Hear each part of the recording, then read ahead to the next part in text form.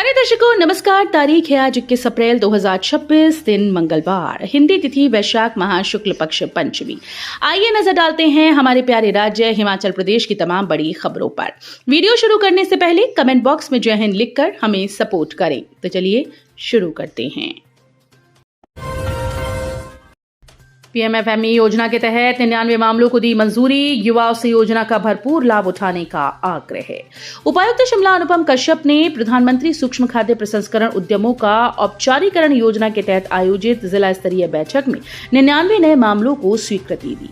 इन सभी मामलों को 27 दिसंबर 2025 से लेकर 31 मार्च 2026 के बीच विभिन्न बैंकों को ऋण प्रदान करने के लिए अनुशंसा दी गई।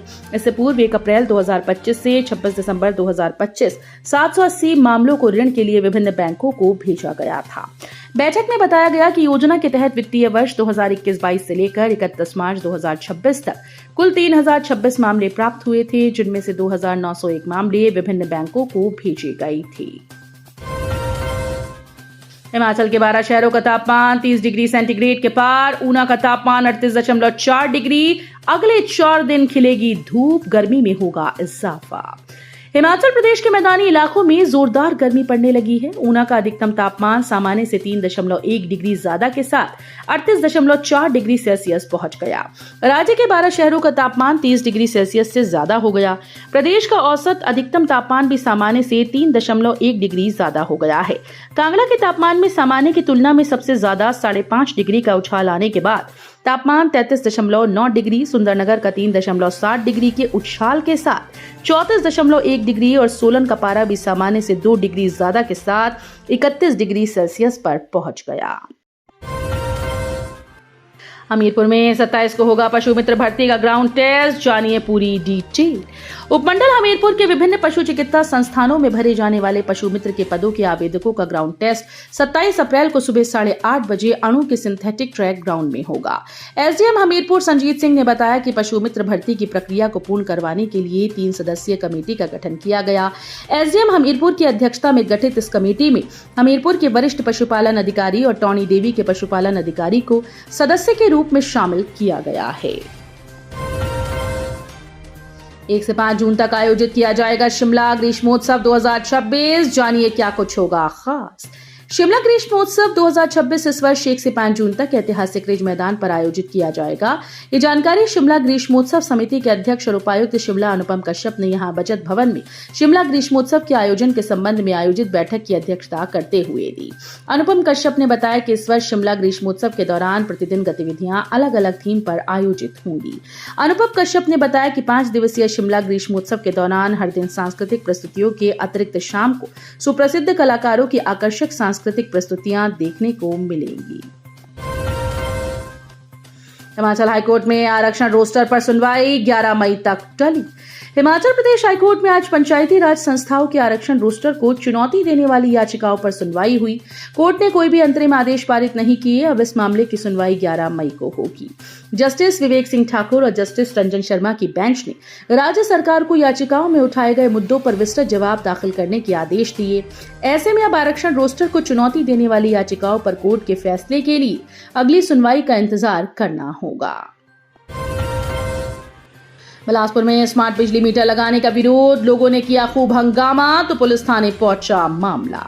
हिमाचल प्रदेश में स्मार्ट बिजली मीटर का बड़े स्तर पर विरोध हो रहा है। जिला बिलासपुर के पंजागाई क्षेत्र में विद्युत बोर्ड के द्वारा स्मार्ट मीटर लगाए जाने को लेकर विवाद शुरू हो गया। सोमवार सुबह इस मुद्दे को लेकर स्थानीय लोग, दुकानदार और युवा नेता व समाज सेवी रोहित ठाकुर के नेतृत्व में जोरदार विरोध प्रदर्शन किया। प्रदर्शन के दौरान लोगों ने विद्युत बोर्ड के खिलाफ नारेबाजी करते हुए अपनी नाराजगी जाहिर की।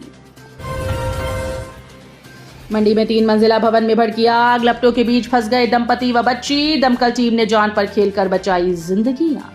हिमाचल प्रदेश के जिला मंडी में एक भयंकर अग्निकांड हुआ। छोटी काशी मंडी के जेल रोड में मांडव अस्पताल के समीप आधी रात को चीख पुकार मच गई। मध्यरात्रि करीब 1 बजे एक 3 मंजिला भवन में अचानक आग की लपटें उठने लगी।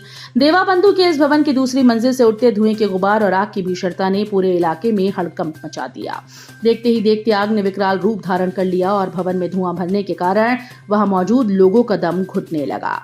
घटना के दौरान दूसरी मंजिल पर किराए के कमरे में एक दंपति अपनी नन्ही बच्ची के साथ गहरी नींद में सोया हुआ था, जो अचानक आग की लपटों और धुएं के बीच में फंस गई। कांग्रेस का काम केवल विरोध करना, चाहे देश हित हो या महिला सम्मान, जयराम बोले। जिला परिषद प्रत्याशी उतारेगी पार्टी। देश भर में कांग्रेस पार्टी का काम केवल विरोध करना है, फिर चाहे देश के हित की बात हो या महिलाओं के लिए आरक्षण की। कांग्रेस पार्टी हमेशा दोहरा चरित्र पेश करती है। ये बात पूर्व मुख्यमंत्री और नेता प्रतिपक्ष जयराम ठाकुर ने पच्छाद विधानसभा क्षेत्र के बाग पशोग में कार्यकर्ता को संबोधित करते हुए कही।